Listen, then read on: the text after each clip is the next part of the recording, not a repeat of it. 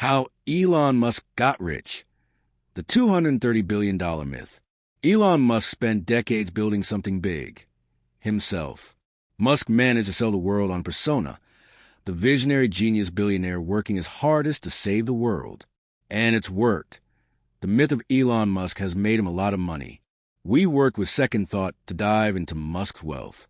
Below is a full transcript of the video. Elon Musk in 2009. I'm no saint, but I generally try to do the right thing. Stephen Colbert interviewing in 2015. Are you sincerely trying to save the world? Elon Musk. I'm trying to do good things. Tony Stark to Elon Musk in Iron Man. I've got an idea for an electric jet. Elon Musk in 2009. Impossible? My middle name, I suppose. Second Thought. Elon Musk has a pretty big pitch. He's a good billionaire using his wealth to protect the future of humanity. It's gotten him something most billionaires don't have, a fan base. Elon Musk in 2021. I've never signed a life-size version of me. Fan Elon in 2018. First, I want to say I love you. Second Thought. A 2021 poll showed Musk with a 50% approval rating, way higher than his fellow billionaires. This popularity has done very well for him. News clip. Musk is now the 7th richest man in the world. News clip.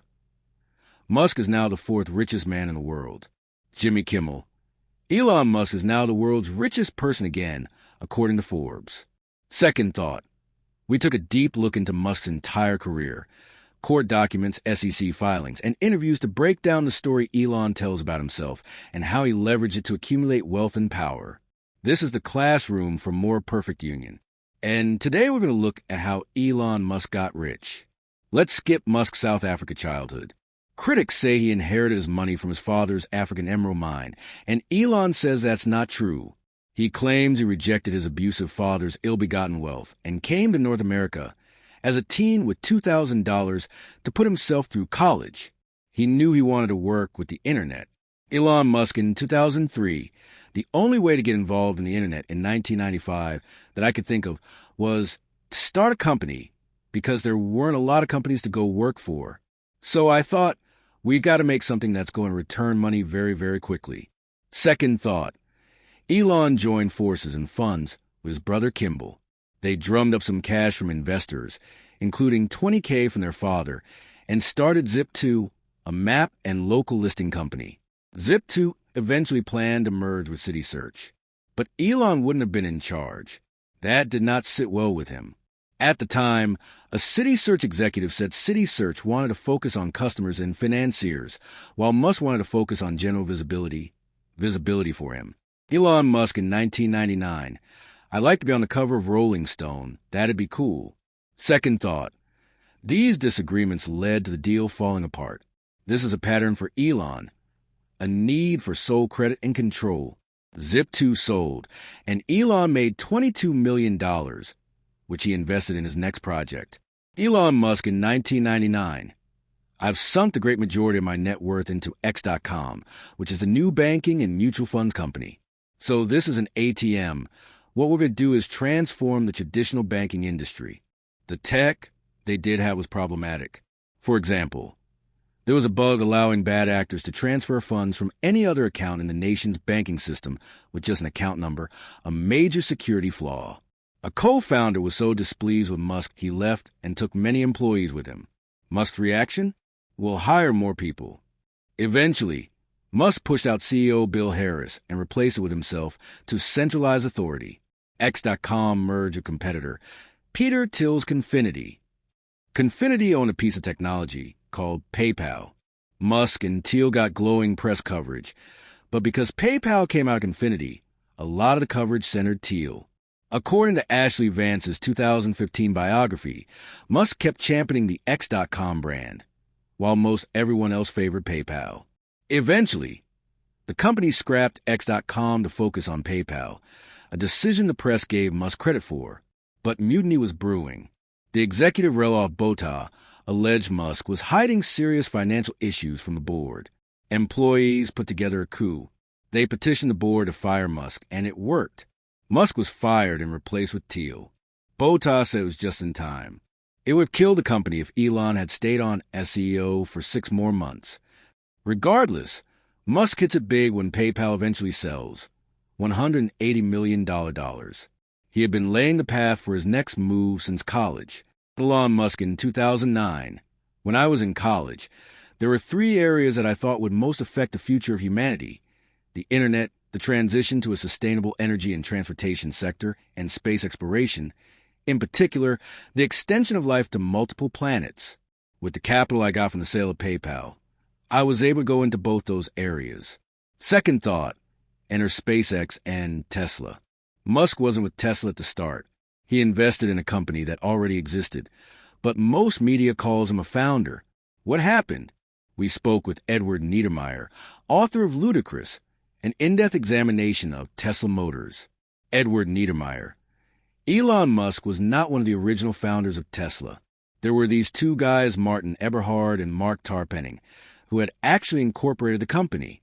Musk came in because he wanted to do the same thing. But like with his previous companies, Elon was focused on publicity, specifically public perception of himself as a visionary founder. Edward, part and parcel being a hot startup, right, is you have to have that sort of charismatic visionary founder. But it wasn't Elon Musk. It was Martin Eberhard. Eberhard even had a BlackBerry ad where he's being presented just like Steve Jobs as this visionary tech guy. And I think that was exactly the kind of thing that Elon Musk really wanted out of Tesla, as much as anything else. He sent an email saying, this is embarrassing. I'm an important part of this company, and I want to make sure that I'm included in the coverage.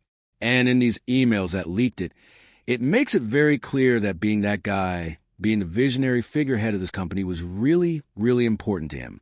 So shortly after this whole exchange and Musk getting really angry about his lack of prominence in the media coverage, he went and wrote the Top Secret Master Plan blog post. And this was really Musk sort of coming out party positioning himself as really that visionary founder for Tesla. One of the interesting things is there's really not a lot in that Top Secret Master Plan, strategically anyway, that Tesla wasn't kind of already planning on doing. Second thought, it all culminated in Eberhard's ouster and a series of lawsuits, leading to a settlement with an important stipulation. Musk could legally call himself a co-founder of the company. Musk knew that to acquire more power, he needed to be called a co-founder on paper. Musk has long insisted he never wanted to be CEO of Tesla, but after Eberhard's ouster, Edward, they brought in 2 different new CEOs before Musk himself eventually took over. Second thought, but Musk took over at a rough time, the 2008 financial crisis. Tesla needed an influx of capital. Musk's usual strategies wouldn't work. Elon Musk in 2009, the sources of capital that would normally provide that, such as the public markets, the debt markets, they're in shambles. Second thought, but a year earlier, Congress passed a $25 billion loan program for the Department of Energy, part of which would go to developing low-emission cars. Musk went on a media blitz trying to convince the public that Tesla deserved a loan. Elon Musk in 2009, I think it's helpful to let your congressman and senator know that you think companies like Tesla should get a portion of the ATVM program. Second thought, but public approval wouldn't be enough. At the time, Tesla only had 1,500 cars on the road and hadn't truly proven that they could produce cars in mass or significantly reduce emissions. Tesla was stuck in a catch-22. They needed to show they had the support of other corporate investors, specifically traditional automakers like Daimler, the makers of Mercedes and other cars. But Daimler wouldn't be interested in investing if they didn't get the loan. Edward, he announced that the loan was approved before Tesla had even submitted a complete application for the loan, let alone received any kind of actual approval for it. By saying that this was a done deal, gave Daimler the confidence to partner with them. And having that partnership with a century-old, one of the biggest names in the car business, in turn, gave the government the confidence in Tesla's viability to then ultimately give them the loan. And so it's this, circular trick that Elon plays.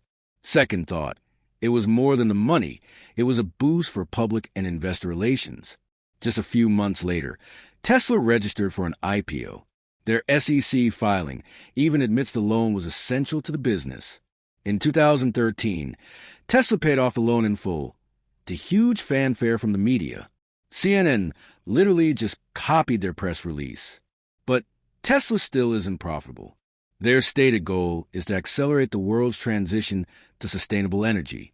But Tesla's actual strategy is exploiting well-meaning government climate programs. Look at carbon credits.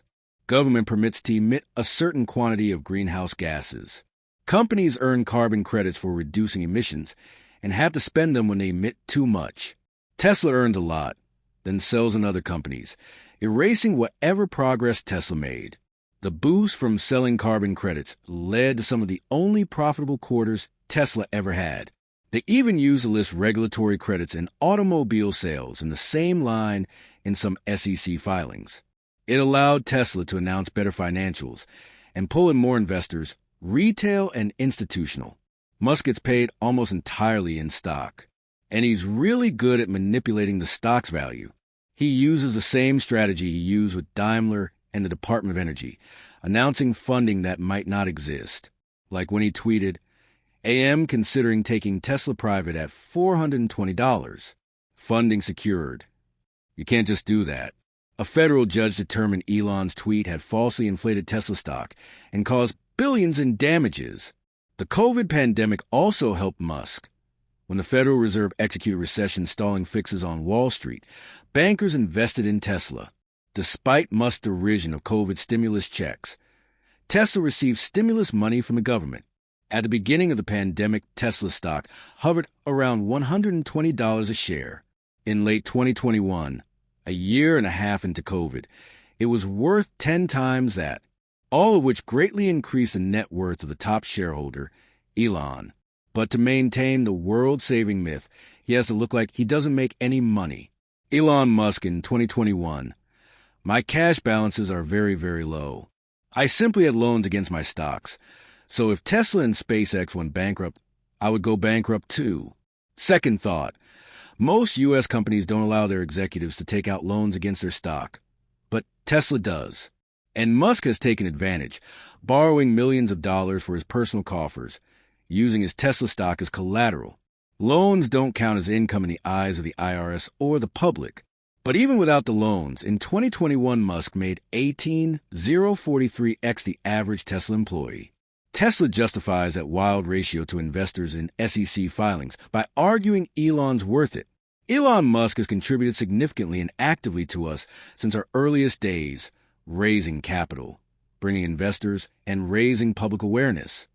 Yeah, Tesla's own SEC filings admit that the myth of Elon is inherently tied to the value of the company. If people stop believing in Elon, Tesla loses value, and Elon knows that. He even admits much of Tesla's value is based on a promise. Elon Musk in 2022, the overwhelming focus is solving self-driving. That's the difference between Tesla being worth a lot of money and being worth basically nothing. Second thought, but full self-driving has yet to be safely implemented, and the latest data suggests it's incredibly unsafe. Tesla's system is nowhere near ready. Regardless, Musk is still wildly wealthy from promises he's made, and that's also made him very powerful. Elon says his goal is Elon Musk. We want to maximize the happiness of the population and propagate in the future as far as possible. Second thought, but he's really using that wealth and power as all billionaires do. Not to save humanity, but to crush it. He squashes worker power. Fired Tesla worker. They fired me because I tried to improve the lives of my co-workers and myself. That's why they fired me, because it wasn't part of Elon's plan. Second thought, and now that he has both power and a soapbox, his dangerous anti-government political beliefs are even more important. Previously, Elon was a liberal darling. Obama's 2015 State of the Union seemed to be written for Musk. Obama in 2015 State of the Union.